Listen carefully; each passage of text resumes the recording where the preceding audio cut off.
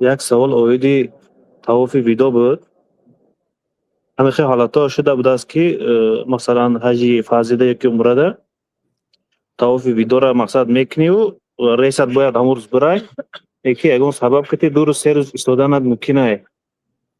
همین وقت چی حرام آمدن ممکن نیست تا گفتن که امجد نماز خوندن ممکن نیست گاهن صد گفتن نه گپ درسته؟ خطا است برادر. وقتی که مثلا گفتن که پگاه بعدی بامداد سفر میکنیم رویتون طواف کنید تا شما باید وقتی نماز تهجد یعنی پیش از اذان بامداد آماده طواف کرده روید، یعنی آخرین کارتون در مکه طواف شود. میرید و به اتوبوس شته میرید، لیکن همین نشد.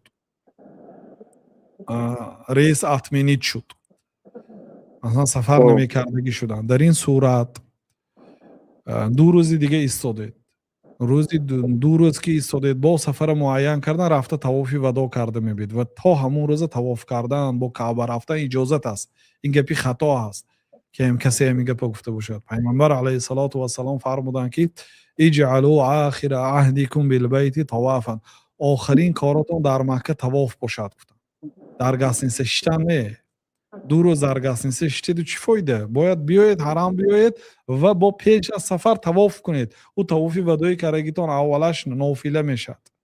او طواف وداع نمیشد، چون که طواف خیر و خوش نشد کو شما ایستادید. درست. طواف خیر و خوش آن طوافی که آخرین عملتان در مکه همین طواف باشد. فقط همین قدم وقت مونید، یعنی بعدی طواف ماشین بشه تا گاسنیسه رفته چیزو چهارتون رو گرفته فرو اومدن به اتوبوس اسپید کردن به وقت جدا کنید، تمام اومده طواف کنید رید. مثلا پروبکه هم اینه نظر بگیرید تونده که دیر نمونید بس بی یک کس شده اتوبوس یا سمالیات نموند و همش رشاد بگیرید، لیکن آخرین کارتون در کعبه طواف شود. این گپای بی سوادانه است.